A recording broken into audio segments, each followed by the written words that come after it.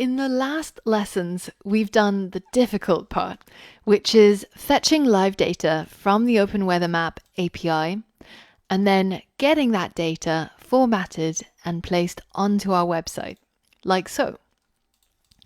But it's a little bit boring if it just displays the weather for London, right? That's not much of a website. What if we could get the user to type in the city that they're interested in, and then we simply replace this query with whatever city they want? So like maybe Paris. So we could say, well, Paris currently has scattered clouds and it's about the same temperature. But of course, we'll have to change this and we'll have to add some sort of input to let the user be able to do this. Instead of having an entire long string here, I'm going to break down each of the parts of our URL.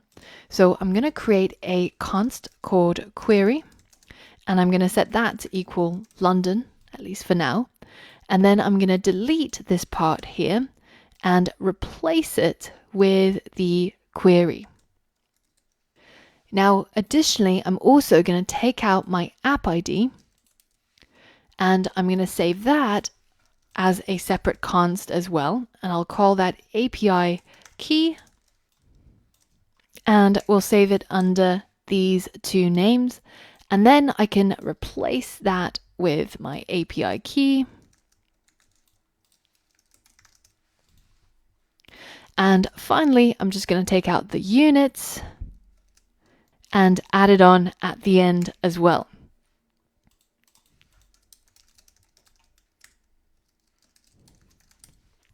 So now all we have to do to change the data that we get back is to update this query. So how can we do that? How do we update it? Well, if we go into our index.html, which currently is completely blank, we can start off by creating a HTML template, and our title will be called our weather app, and inside the body all I'm going to do is add a text input. So this is going to be an input of type text, and it's going to have a name which is called the city name, and it's not going to have any value at the moment.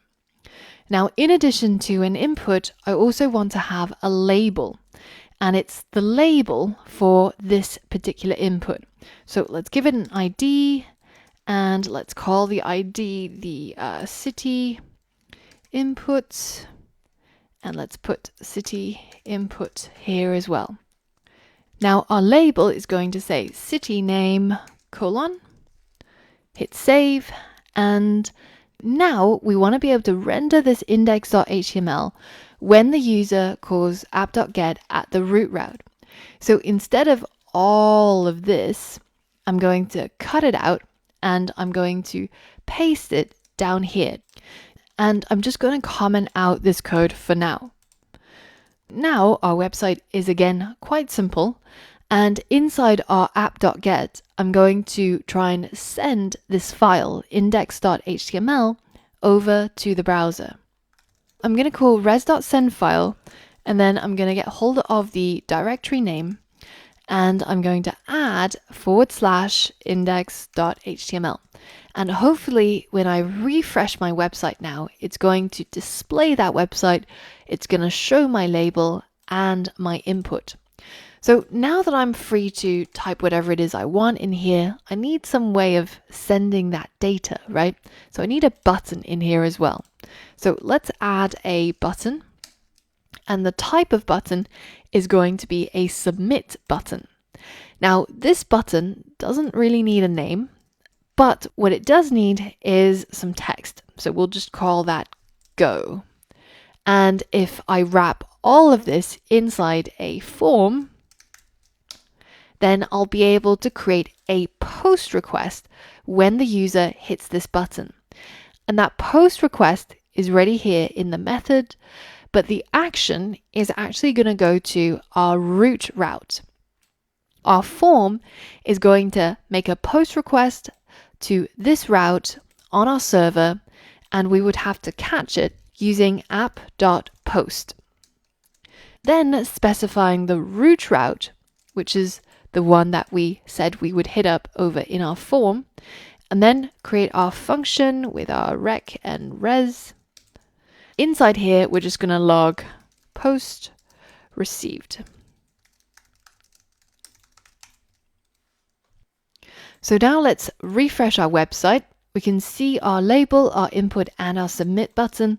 Let me just write the word London in here, click go, and then go into our hyperterminal, and we can see post request received. So it's hit up our post route, and this is why we're getting that logged. But in order for us to actually get the text that the user typed into the input, we have to do a little bit more. We have to actually install another package that we've been using previously. So I'm using Control-C to exit out of NodeMon so that I see my prompt again. And I'm going to use npm to install body parser, body-parser. And body parser is the package that's going to allow me to look through the body of the post request and fetch the data based on the name of my input, which is called city name. So now let's go ahead and create a constant called body parser, which is going to require the body-parser module. And then let's get our app to use body parser.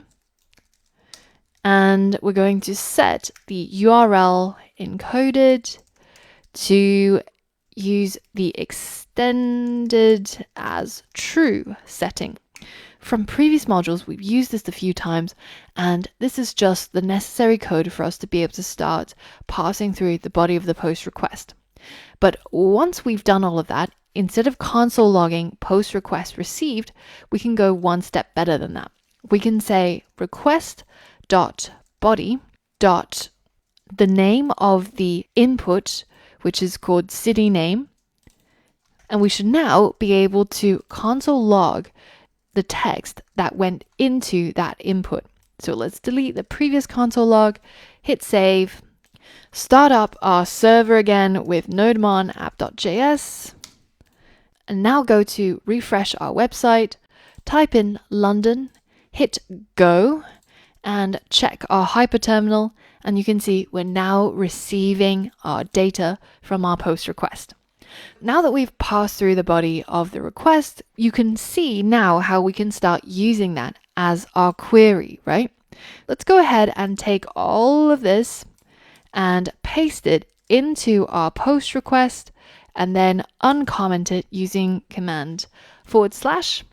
And instead of console logging the request.body.cityname, we're going to be using that, of course, as the query. So instead of having our hard-coded London, we're going to write request.body.cityname.